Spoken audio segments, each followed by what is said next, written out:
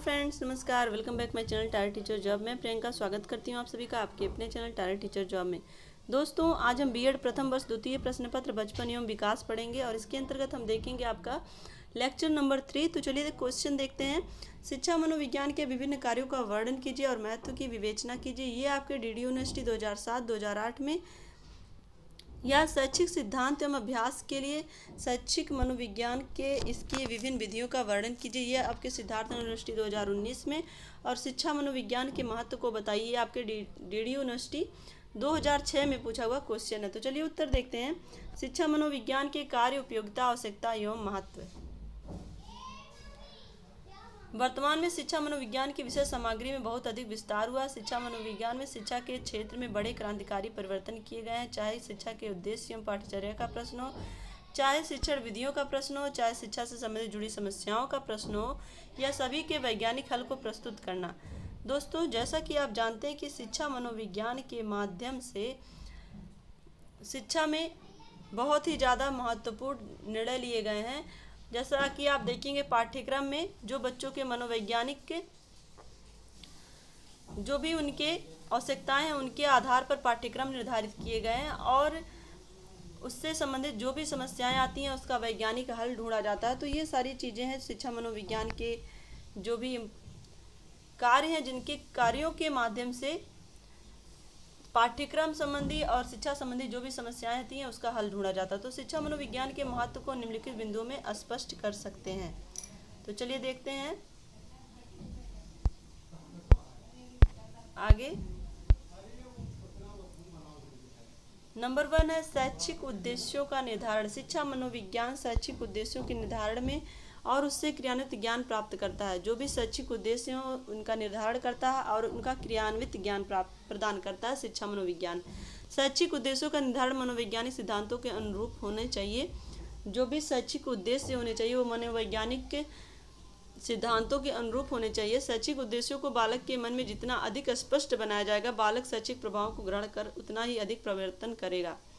जो भी शैक्षिक उद्देश्य हैं बालक के मन में जितना भी अधिक स्पष्ट रहेगा, कहने का तात्पर्य यह है कि बालक जो भी शैक्षिक कार्य कर रहा है, जो भी अपना अधिगम कर रहा है, अगर उसको उसके उद्देश्य पता होंगे तो वो उसको और भी अच्छे ढंग से कर पाएगा और उन सबको उतना ही अच्छे ढंग से ग्रहण करेगा जिससे उसके अंदर परिवर्तन होगा। इसका संबंध सीधे अधिगम से है कि वो अधिगम के द्वारा अपने व्यवहार में परिवर्तन लाएगा। शिक्षा मनोविज्ञान इस कार्य को साकार करने में सहायता करता है। इस दृष्टि से शिक्षा मनोविज्ञान का अत्यधिक महत्व है। तो चलिए देखते हैं। नंबर 2 है इसमें व्यक्तिक भिन्नता संबंधी ज्ञान। जो शिक्षा मनोविज्ञान है वो व्यक्तिक भिन्नता, जो अलग अलग बच्चों के अलग अलग कैपेसिटी होती है, इस तरह से जो व्यक्तिक भिन्नताएं होती है, एक तरह से हम कह सकते हैं कि पिछड़ा बालक, सामान्य बालक या प्रतिभाशाली बालक, इस तरह से वो डिवाइड कर करके शिक्षण कार्य शिक्षक के माध्यम से करवाता है शिक्षा मनोविज्ञान, एक तरह से हम कह सकते हैं।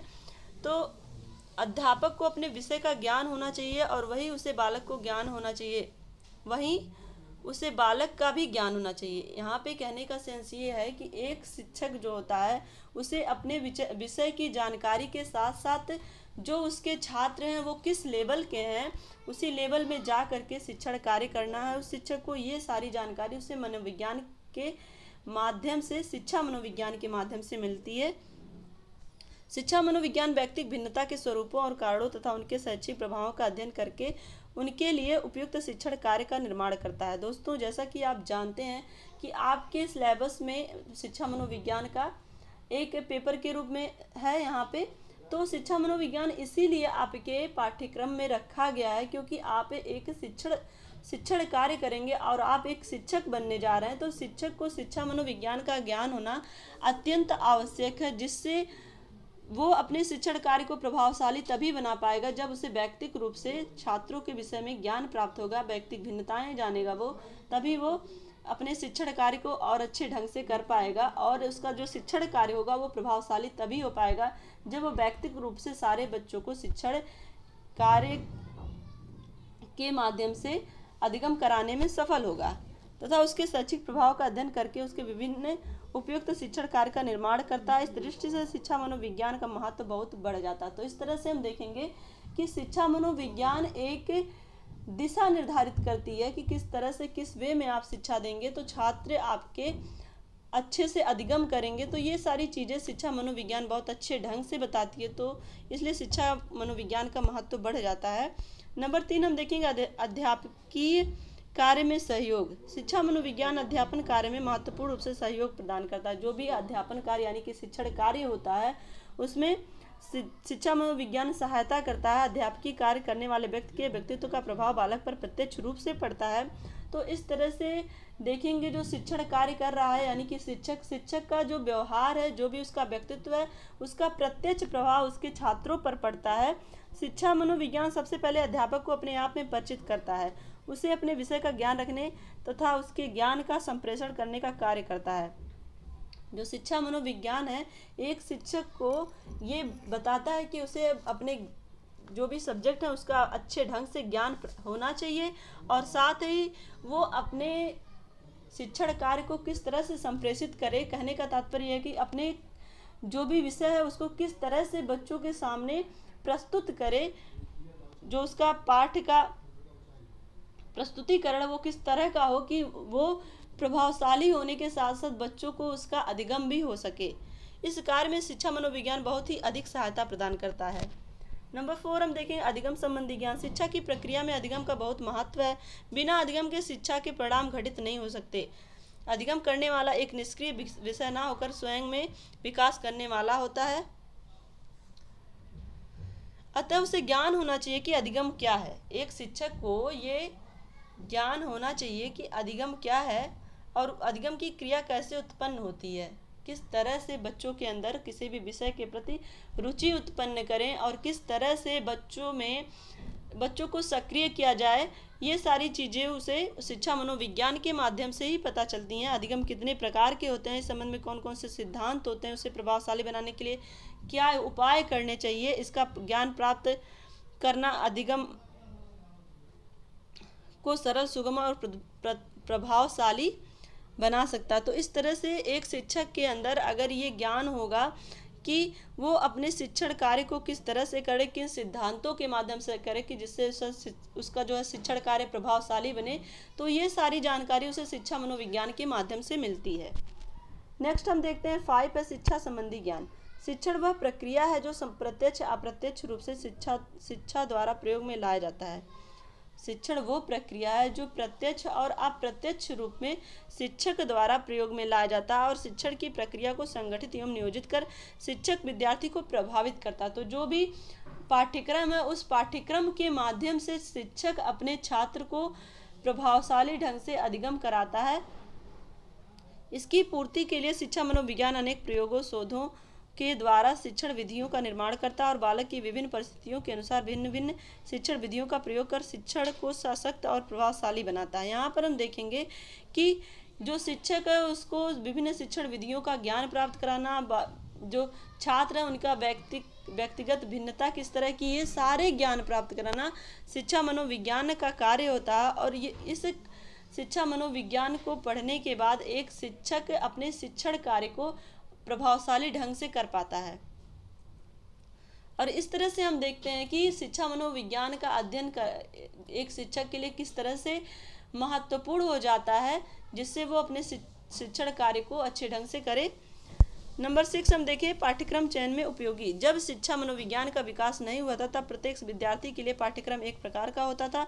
पाठ्यक्रम का चयन वर्तमान परिस्थितियों में बालक में रुचियों व क्षमताओं तथा रुझानों को ध्यान में रखकर किया जाता है।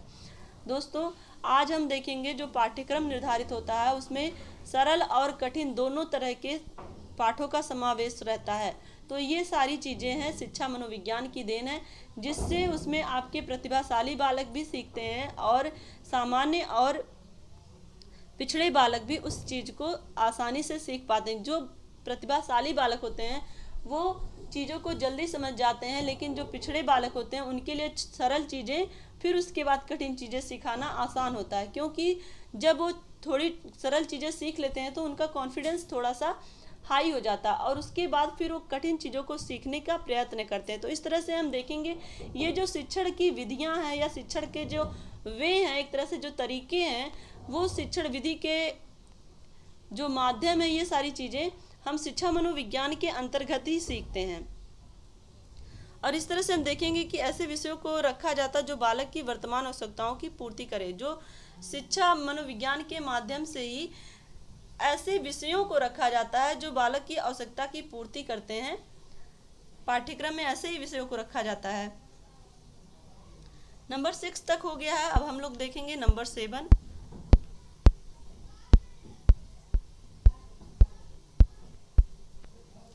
समय सारणी को बनाने का ज्ञान प्रदान करना। यहाँ पर कोई विद्यालय अपनी एक निश्चित समय सारणी के द्वारा शैक्षिक गतिविधियाँ चलाता है।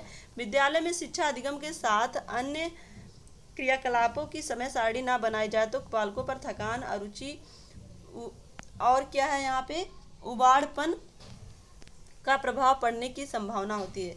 दोस्तों, समय सारणी बनाने का जो ज्ञान है वो शिक्षा मनोविज्ञान की ही देन है कि ऐसे सब्जेक्ट को किस तरह से सब्जेक्ट को मैनेज करके समय सारणी बनाई जाए जिससे बच्चे उबे ना और वो थोड़ा सा एक्टिव दिखें, जिससे उनका शिक्षा में मन लगेगा और वो अधिगम कर पाएंगे, जिससे शिक्षा का अपेक्षित परिणाम नहीं आ पाता। कभी कभी ऐसा होता है कि जो समय सारणी अगर ढंग की नहीं बनी होती तो उसमें बच्चे थकान महसूस करते हैं और अरुचि लेने लगते हैं। जब उनका मन नहीं लगेगा पढ़ने में और वो रुचि नहीं रखेंगे तो कितना भी प्रभावशाली शिक्षक हो वो बच्चों को सही ढंग से अधिगम नहीं करा पाएगा। तो यही सारे रीजन है कि इन सब चीज़ों का एक जो समय सारणी का निर्धारण होता है विद्यालय के माध्यम से, इन सब चीज़ों का ध्यान रख के निर्धारित किया जाता है जो हमें शिक्षा मनोविज्ञान सिखाती है। तब मनोवैज्ञानिक तरीके से शिक्षकों को इन समस्त बातों का ध्यान रखना चाहिए कि समय सारणी किस तरह से बनाई जाए, और इस प्रकार शिक्षा मनोविज्ञान शिक्षक को उपयोगी प्रभावशाली समय सारणी बनाने में मार्गदर्शन का कार्य करता है। इस तरह से ये सारी बातें ध्यान में रखी जाती हैं कि समय सारणी का निर्धारण किस तरह से किया जाए जिससे बच्चे रुचि रखें और उन्हें थकान ना हो। तो इस तरह से अगर हम देखते हैं तो जो भी हमारे टफ सब्जेक्ट होते हैं, थोड़ा जैसे मैथ्स वगैरह होते हैं, इनकी क्लास पहले रखी जाती है, जैसे लंच के पहले। तो यहाँ पे ये होता है कि बच्चे सुबह सुबह में फ्रेश होते हैं, वो एक्टिव होते हैं, तो उनका पढ़ने में मन लगता है और उनकी कैचिंग पावर उस समय बहुत ही तीव्र होती है क्योंकि वो थके नहीं होते हैं। तो ये सारे रीजन होते हैं कि समय सारणी में इन सब चीज़ों का ध्यान रखा जाता है। नंबर 8 हम देखते हैं अनुशासन से संबंधित समस्याओं के समाधान में सहायता करना। अनुशासन वास्तव में शिक्षा की आत्मा है। जिस प्रकार शरीर से यदि आत्मा को निकाल दिया जाए तो शरीर निष्प्राण हो जाता है, ठीक उसी प्रकार शिक्षा से अनुशासन को अलग कर दिया जाए तो संपूर्ण शिक्षा व्यवस्था मृत प्राय हो जाती है। शिक्षकों के लिए अनुशासन से संबंधित विभिन्न प्रकार के मनोवैज्ञानिक विधियों से परिचय कराना का कार्य शिक्षा मनोविज्ञान करता है। यहाँ पर हम देखेंगे कि किसी भी चीज़ में डिसिप्लिन बहुत ही महत्वपूर्ण रोल प्ले करता है, चाहे वो हमारा दैनिक कार्य हो, फिर वो चाहे विद्यालय का कार्य हो, फिर या आपके किसी भी सामाजिक या राजनैतिक या फिर जो भी सरकारी गैर सरकारी संस्थान है, उनमें डिसिप्लिन बहुत ही महत्वपूर्ण रोल प्ले करता है। क्योंकि डिसिप्लिन के माध्यम से हम किसी भी चीज़ को जो उसका उद्देश्य है उसकी उद्देश्य की प्राप्ति कर पाते हैं। यहाँ पे अगर हम बात करें शिक्षा का, तो शिक्षा के उद्देश्य को प्राप्त करने के लिए अनुशासन का होना बहुत ही महत्वपूर्ण है। शिक्षकों के लिए अनुशासन से संबंधित विभिन्न प्रकार के मनोवैज्ञानिक विधियों से परिचय कराने का कार्य शिक्षा मनोविज्ञान ही करता है। शिक्षा मनोविज्ञान ये बताता है कि भय या कठोर दंड दिखाकर छात्रों को ज्ञान कराना उपयुक्त नहीं है। ऐसा करने से उनका सर्वांगीण विकास नहीं हो पाता। दोस्तों, शिक्षा मनोविज्ञान हमेशा ये सिखाता है कि बच्चों को खेल खेल में शिक्षा देना और प्रकृति के आधार पर शिक्षित करना। इसीलिए तो शिक्षा मनोविज्ञान ने बालकों को उनकी व्यक्तिगत भिन्नता के आधार पर बांटा, जिससे उनके अकॉर्डिंग एक शिक्षक उन्हें शिक्षा दे पाए। तो आगे हम देखते हैं शिक्षकों को प्रेम सहानुभूति के माध्यम से ज्ञान देने की विधियों को बताने का कार्य शिक्षा मनोविज्ञान ही करता है। यहाँ पर हम देखेंगे शिक्षा मनोविज्ञान कभी भी कठोर दंड या भय देने के पक्ष में नहीं रहता छात्रों को। वो हमेशा ये बताता है कि शिक्षकों को प्रेम और सहानुभूति के माध्यम से ज्ञान देने की विधि अपनानी चाहिए। जो शिक्षक छात्रों को रुचि के अनुसार शिक्षा प्रदान करते हैं उनके सामने अनुशासन की समस्याएं बहुत कम आती हैं। जो भी शिक्षक हो, अगर एक शिक्षक अपने छात्रों की रुचि के हिसाब से ज्ञान करवाता है या शिक्षण कार्य करता है तो वहाँ पे उसके लिए अनुशासन की समस्या नहीं आती है। कभी कभी ऐसा होता है कि जब आप क्लास में पहुँचते हो तो जो छात्र होते हैं बहुत ही ज़्यादा पहले क्लास की वजह से थके महसूस होते हैं। जैसे कि अगर पहले क्लास में बहुत ज़्यादा बच्चों ने लिखा या बहुत ज़्यादा पढ़ा या बहुत ज़्यादा देर तक वो खड़े रहे, तो उस वजह से वो थकान महसूस करते। तो ऐसी कंडीशन में सबसे पहले एक शिक्षक का ये दायित्व है कि वो अपने बच्चों की रुचि के अनुसार ही उसको शिक्षण कार्य दे।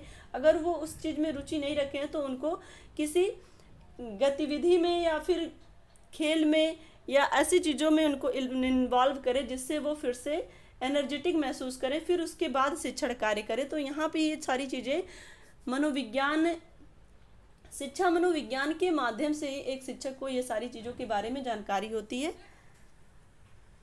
नंबर 9 हम देखते हैं प्रधानाचार्यों के लिए उपयोगी। यहाँ पर देखते हैं शिक्षा मनोविज्ञान प्रधानाचार्यों के लिए क्या उपयोगी बातें बताता है। किसी शिक्षा संस्था के प्रधानाचार्य को कई रूपों में कार्य करना होता है। दोस्तों, जैसा कि आप जानते हैं कि एक जो प्रिंसिपल होता है उसके ऊपर पूरे स्कूल की जिम्मेदारी होती है। तो उसकी जो भी जिम्मेदारियां होती हैं उसमें उसके जिम्मेदारियों को निर्वहन करने में शिक्षा मनोविज्ञान बहुत ही ज़्यादा सहायता करता है। प्रबंधक के रूप में, प्रशासक के रूप में या संगठनकर्ता के रूप में, साध्वी शिक्षक के रूप में शिक्षा मनोविज्ञान का ज्ञान ही उन्हें इस सब रूपों में कार्य करने में सहायता करता है। एक शिक्षक हो या फिर एक प्रधानाध्यापक हो या एक प्रबंधक हो या फिर एक प्रशासक के रूप में या संगठनकर्ता या साध्वी शिक्षक के रूप में, इन सारे लोगों को अपना रोल प्ले करने में शिक्षा मनोविज्ञान बहुत ही महत्वपूर्ण भूमिका निभाता है, क्योंकि ये उन्हें उनके कार्यों, कर्तव्यों और उनके जो भी अधिकार हैं उनकी जानकारी उन्हें देता है, जिससे वो अपने कार्य को अच्छे ढंग से निर्वाह कर पाते हैं। इतना ही नहीं, अपितु इनमें आवश्यक सुधार की विधियों से भी परिचित कराता है और जो भी उनमें कमियां होती हैं उसके लिए वो उपचार करता है। उनकी जो भी समस्याएं होती हैं उन समस्याओं का, साथ ही ये सारी समस्याएं जो भी आती हैं किसी भी फील्ड में, किसी के लिए भी, चाहे वो शिक्षा का एक शिक्षक हो या फिर एक प्रबंधक हो या फिर एक प्रशासक हो या संगठनकर्ता के रूप में हो, सबके लिए शिक्षा मनोविज्ञान जो भी उनकी समस्याएं आती हैं उसमें समस्याओं में वो सहायता करता है। तो दोस्तों, आज के लिए बस इतना ही। अगर ये वीडियो आपको अच्छी लगी हो तो एक लाइक करिएगा, अपने दोस्तों के साथ शेयर करिएगा, साथ ही कमेंट करके हमें ज़रूर बताइएगा कि मेरा ये प्रयास आपको कैसा लग रहा है। और हमसे जुड़ने के लिए थैंक यू सो मच। जय हिंद।